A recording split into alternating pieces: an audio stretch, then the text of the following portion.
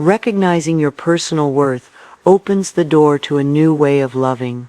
It is not about trying to convince anyone to love you, but about remembering that from the moment you arrived in this world, you were already worthy of love. You don't need to prove it, earn it, or plead for it. Your value is intrinsic, it's non-negotiable, and you can't lose it, even if you have experienced rejections or disappointments along the way. When we forget this essential truth, we begin to unconsciously accept less than what we genuinely deserve. We often find ourselves clinging to draining and unfulfilling relationships. We tolerate hurtful words and remain silent when we should be establishing firm and healthy boundaries. But when you truly connect with your inner essence and recognize yourself as a valuable and whole person, you naturally stop pursuing the approval of others.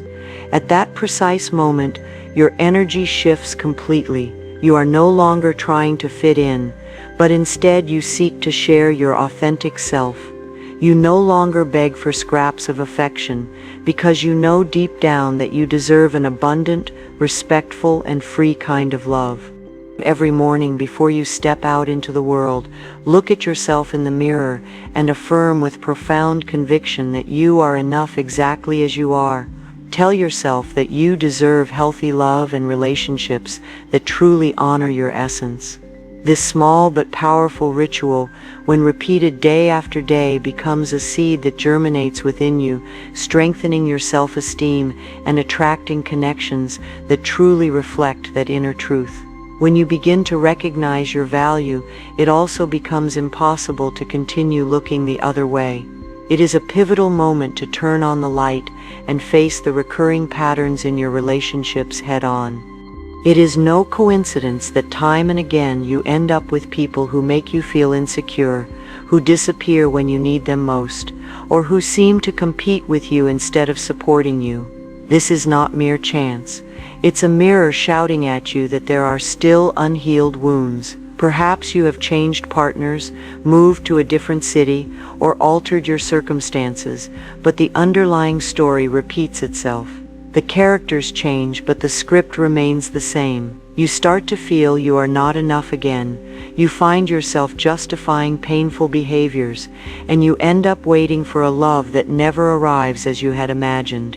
And the hardest part is that, deep down, a part of you already knows you've lived this before. Breaking the pattern requires immense courage, because it means you must stop numbing yourself with excuses and begin to see things as they truly are. It means telling yourself that you will not allow what you once accepted. Now is the time to ask yourself with complete honesty, how many more times am I going to repeat the same story? And more importantly, when am I going to decide that I deserve something completely different? Once you start to recognize your patterns and decide to break them, the next crucial step is to stand tall and assert your right to be respected. Respect is not something you beg for on your knees or silently plead for.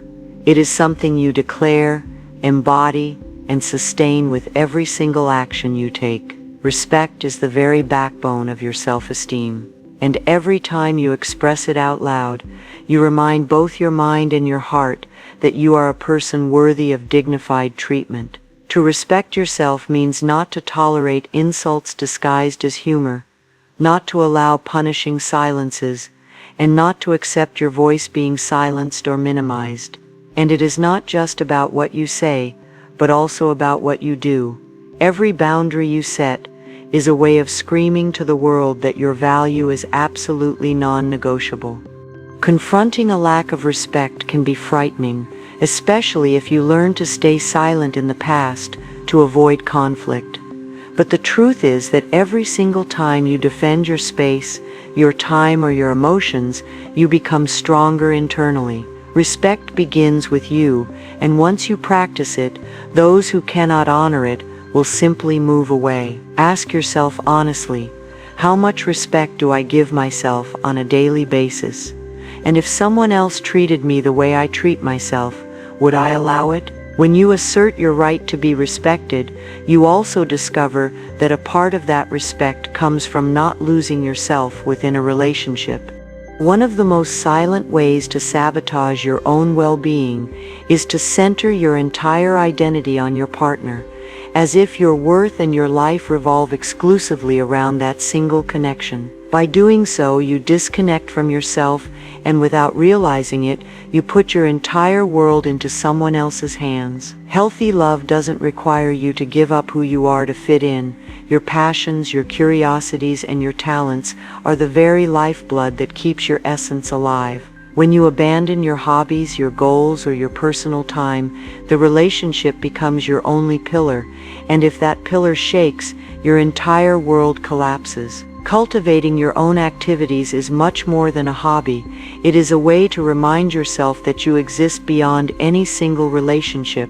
It allows you to learn something new, travel alone, write, paint, dance, or start a project. These are things that fill your soul and keep you connected to your personal strength. The more fulfilled you feel on your own, the less room there is for emotional dependence, and the more possibilities you have to build a love based on freedom and choice, not on fear or need. Ask yourself this question right now.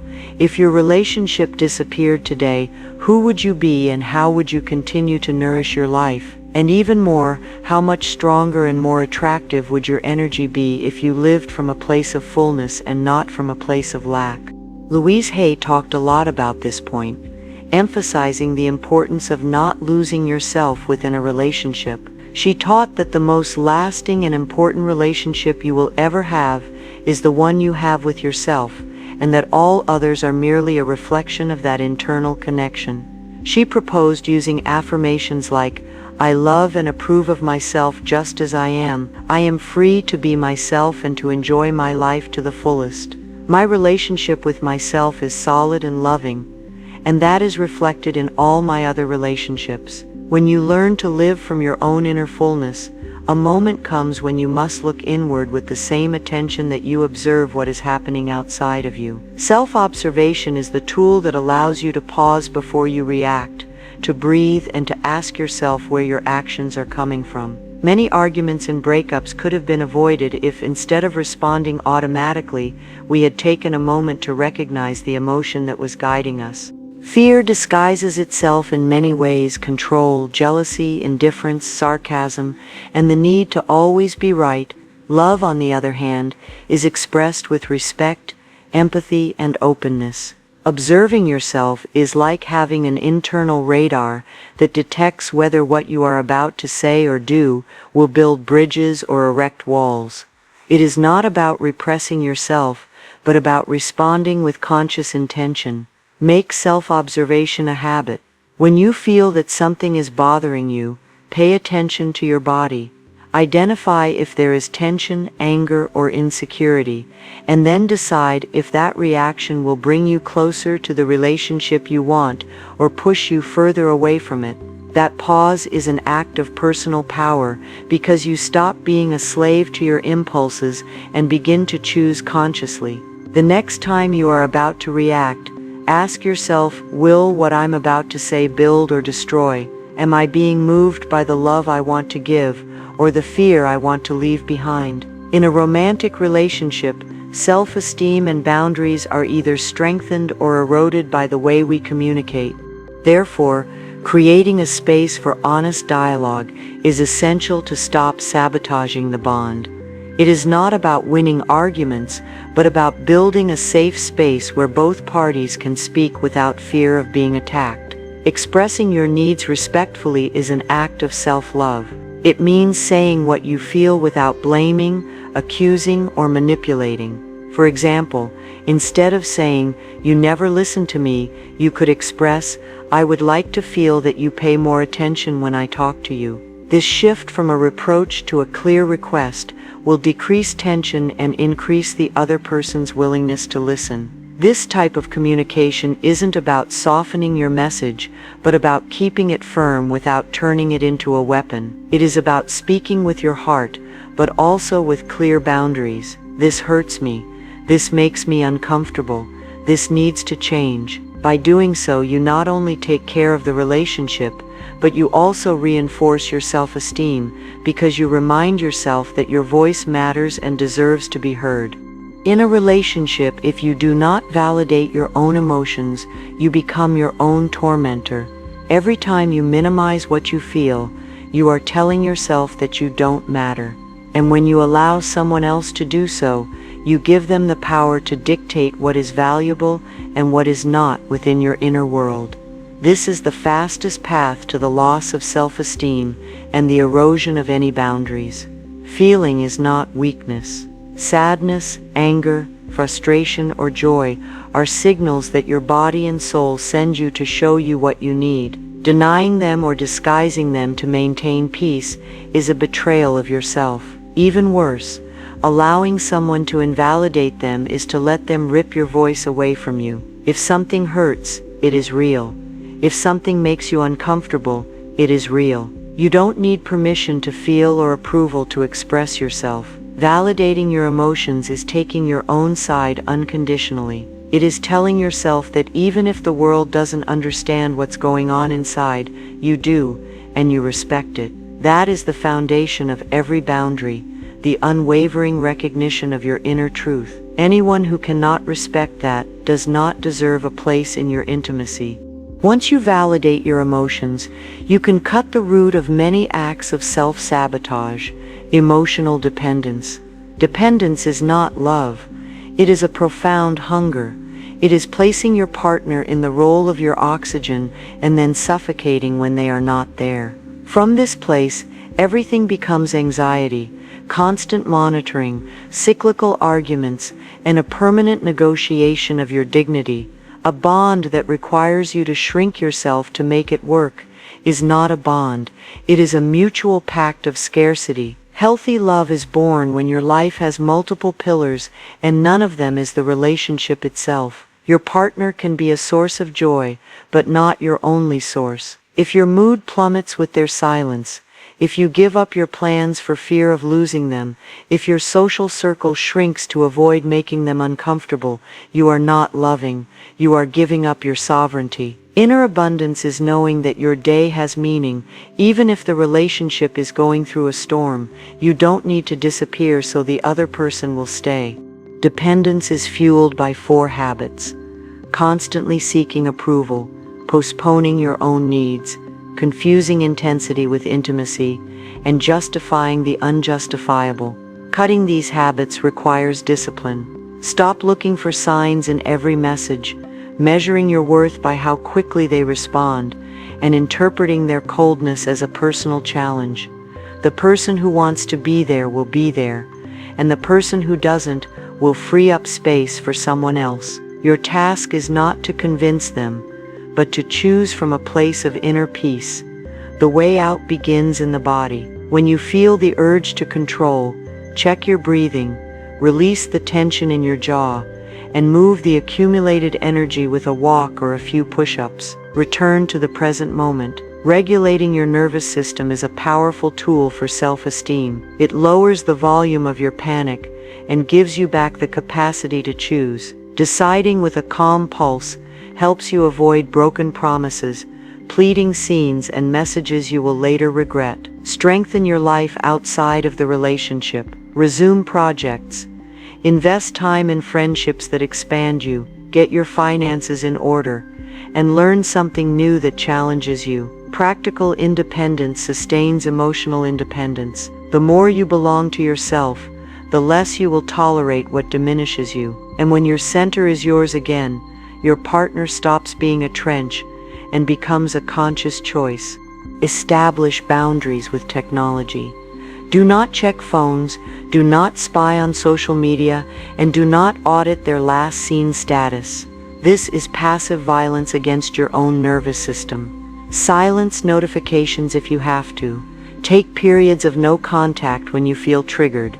Protect your peace. Clarity arrives when your habits stop producing adrenaline. Create a contract with yourself. Do not beg for attention, do not cancel personal commitments to put out someone else's fires, and do not stay where tenderness is scarce. Coherence is the greatest aphrodisiac. When you live aligned with your values, your energy communicates something undeniable. This is a person who respects themselves, and those who cannot honor that will naturally filter themselves out. Differentiate between interdependence and codependency. Interdependence is two complete lives mutually supporting each other. Codependency is turning the bond into unconsented therapy, rescuing the other person so you don't have to rescue yourself, and punishing with silence or favors. The first nourishes, the second drains. The first helps you grow, the second makes you shrink. Practice daily emotional hygiene. Write down what you feel. Name your triggers. Recognize the old narratives that lead you to idealize or pursue. Changing the mental script is not self-deception. It is internal leadership. If your mind insists that you will fall apart without that person, remind yourself with facts that you are still breathing, creating and moving forward. Your life does not stop for anyone. If there is abuse, humiliation, or control, do not disguise it as a temporary crisis. The correct action is to protect yourself, seek professional help, and activate your support network. Self-love does not negotiate with violence. Your physical and emotional safety are not a bargaining chip to sustain any story. Inner abundance is not a slogan. It is a sustained practice. It is treating yourself with respect when you fail, following your routines when fear takes over, and keeping small promises to yourself every day. That is where the kind of self-esteem is forged that does not beg or threaten, but decides. And from that decision, love stops being a roller coaster and becomes a steady path. Ignoring warning signs is like walking with your eyes closed toward a cliff, believing it is a garden. You know it. Something in your stomach tightens. The internal voice whispers that something doesn't feel right, but you decide to cover it up with excuses. You call it stress, temporary problems, a bad mood, but the truth is you are negotiating with the unacceptable. This is self-deception, and it is one of the cruelest forms of sabotage, because you are not only hurt by what the other person does, but by what you allow while you convince yourself that nothing is wrong. The signs are always there. A tone of voice that humiliates, mood swings that make you walk on eggshells, promises that are never kept, the feeling that you have to justify your place in the other person's life. You see them, you feel them, but the fear of losing the relationship is so strong that you choose not to see them. Every time you do this, you send a silent message. I can tolerate this, and with each tolerance, your self-esteem erodes. Self-deception is comfortable in the short term, but extremely expensive in the long term. It saves you the discomfort of confrontation, but it costs you with years of weariness, sleepless nights, and an increasingly small sense of self. Stopping your self-deception does not mean you have all the solutions today. It means you choose to stop lying to yourself. Recognizing that something is wrong is the first act of respect toward yourself, and the starting point for setting boundaries, asking for help, or leaving if necessary. Warning signs are not suggestions. They are warnings. If you ignore them, the price will be your peace and your dignity, and nothing is worth paying that price. Setting boundaries is not something you should leave for when the relationship is already full of cracks.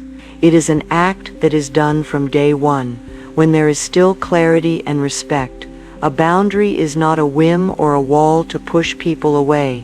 It is a declaration of who you are and what you are willing to allow. If you don't set it early on, you will end up adapting to dynamics that do not represent you, swallowing discomforts and normalizing the unacceptable.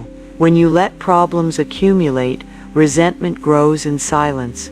A misplaced comment that you stay quiet about today will be a pattern tomorrow. A lack of respect that is ignored will be repeated with more force, and when you finally decide to speak up, you will no longer be asking for a change. You will be exploding from everything you have been holding inside. That is not communication. It is an explosion. A clear boundary means a clear message. Don't talk to me like that. I will not accept this behavior. This does not align with my way of life.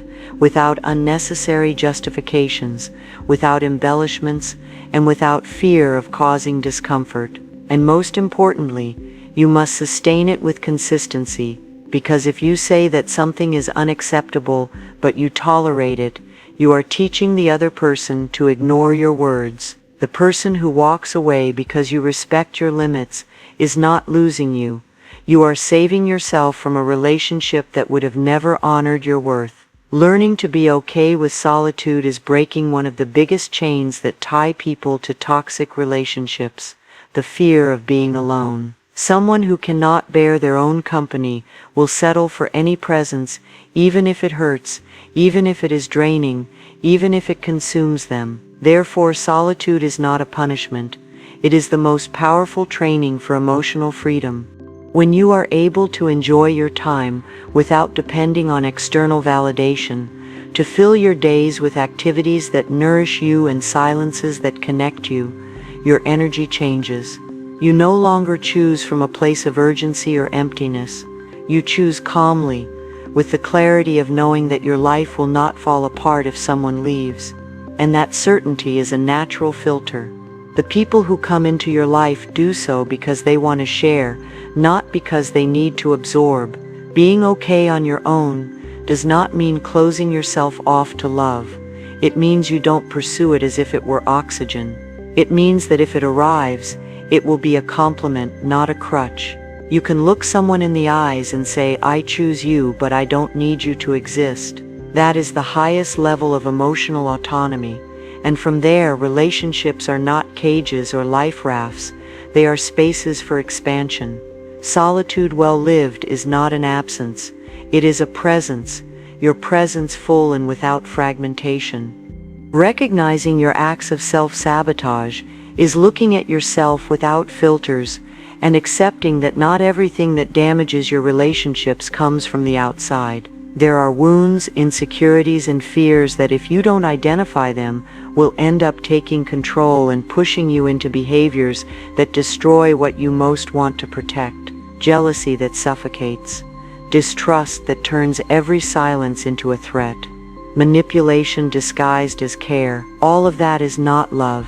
It is fear acting on your behalf. Self-sabotage is betraying yourself while you believe you are protecting yourself. It is checking a phone to feel secure and ending up losing trust. It is provoking arguments to confirm that the other person will stay, even though it erodes the bond. It is pretending to be indifferent to avoid showing vulnerability and achieving the exact opposite, pushing away the person you want close. Each of these behaviors can seem instinctive, but in reality, they are learned choices, and as such, they can be unlearned. Transforming them requires brutal honesty and constant work. It is not enough to promise that you will change. You need to understand what triggers them, what emotions feed them, and what you need to do differently in that exact moment. Therapy, journaling, conscious pauses, and open communication are tools to interrupt the impulse before it turns into damage. Owning your part does not make you guilty of everything, but it does make you the master of your ability to change. And that is where true freedom lies, in ceasing to be your own enemy and becoming the greatest ally of your relationship. Trusting your intuition means you stop outsourcing your safety. It is not magic or a whim. It is the oldest system you have for detecting inconsistencies, a sum of experiences and micro-signals that your body registers before your mind can explain them. When that signal appears and you ignore it, you are pushing yourself toward emotional exhaustion. When you listen to it, you reclaim your power, distinguish with precision. Intuition is sober and consistent. It appears as a silent clarity that says, "This doesn't feel right," without drama. Anxiety is noisy, catastrophic, and urgent. It pushes you to act immediately. Intuition contracts when something is a no and expands when something is a yes. Anxiety confuses, accelerates, and pulls you out of the present moment. This difference saves you from relationships that rot slowly. Learn to read your body. A knot in your stomach, a tense jaw, short breaths, a sudden feeling of exhaustion after seeing someone, the need to justify the obvious, and micro-avoiding key conversations are all signals of no. A feeling of calm, easy breathing, a stable presence, the ability to say what you think without fear, and an energy that is restored when you say goodbye are all signals of yes. Your body does not speak in paragraphs, it speaks in contractions or openness. Create a protocol for when an alert appears. Pause and slow down. Write down the facts without embellishments. Separate what you know from what you imagine. Make a minimal decision that protects you today. If the doubt persists for days, stop the emotional investment until you have clarity. If the same behavior makes you uncomfortable 3 times, establish a formal boundary. If you feel pressured to decide immediately, the answer is no for now. You don't need more proof when your peace is already being damaged. Train your intuition like a muscle. Keep a journal of signals. What did you feel? What did you decide? What happened? Review it weekly to refine your patterns. Celebrate every time you chose yourself, even if it was painful.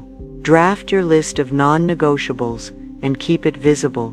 Dishonesty, contempt, manipulation, promises that are not kept. That list is your containment fence when nostalgia wants to make you go backward. Make your intuition a boundary in and of itself. If someone ridicules your feelings, invalidates what you perceive, or asks you to betray yourself to prove your love, the alert has already sounded. Someone who respects you will not negotiate your peace. They will choose to lose a relationship rather than lose you. Intuition does not ask for permission. It is listened to, honored, and turned into action. From there, loving is not walking with fear. It is moving forward with the certainty that you are holding yourself up. Respecting your partner's boundaries is recognizing that loving does not mean invading, forcing, or molding the other person to fit your mold. Each person has their own emotional, mental, and physical territory. Crossing it without permission breaks the very foundation of respect. Love stops being healthy the instant one person decides that their desires are more important than the other person's needs or space. Accepting someone else's boundaries is not always comfortable. You may not understand why your partner needs silence after an argument, time for themselves, or independence in certain areas of their life. But respect does not depend on you understanding everything. It depends on you honoring the boundary that the other person has set. The message is clear. I trust you enough not to control you, and I respect myself enough not to impose my will on you. Ignoring your partner's boundaries is just as destructive as allowing them to ignore yours. It opens the door to distrust, resentment, and a dynamic where freedom is replaced by surveillance. In contrast, when both people protect each other's boundaries, the bond expands because no one feels they must defend themselves to preserve their identity. Respecting is not giving in for fear of losing. It is choosing not to cross the line that gives security and peace to the person you love. It is in that mutual decision that a relationship grows without suffocation, with firm roots and free branches. Learning to forgive yourself is letting go of the stone you are carrying against your own chest. Guilt is an invisible prison.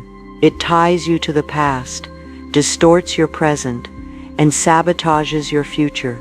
It convinces you that because of your mistakes, you don't deserve love, respect, or second chances, and from that place you begin to accept less than you are worth. As long as you don't forgive yourself, you will continue to act from a place of debt, trying to compensate others for something that you can only resolve with yourself.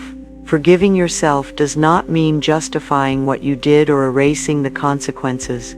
It means looking at yourself with honesty, taking responsibility, and deciding that you are not going to keep punishing yourself forever.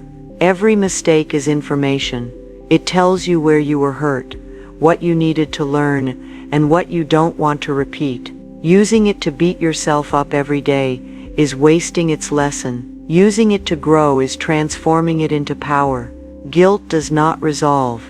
It paralyzes. It keeps you in a fixed narrative where you are always the culprit and never the one who evolves. Self-forgiveness breaks that narrative. It reminds you that you are not your worst moment, that you are not your worst decision, and that you can build a more conscious and stronger version of yourself. When you forgive yourself, you free up space to receive a love that is not punishment in disguise. You stop seeking partners who will reproach you for the same things you already reproach yourself for, and instead choose relationships where the focus is not on your past, but on what you can create together. Forgiving yourself is a radical act of self-love. It is declaring yourself free to move forward.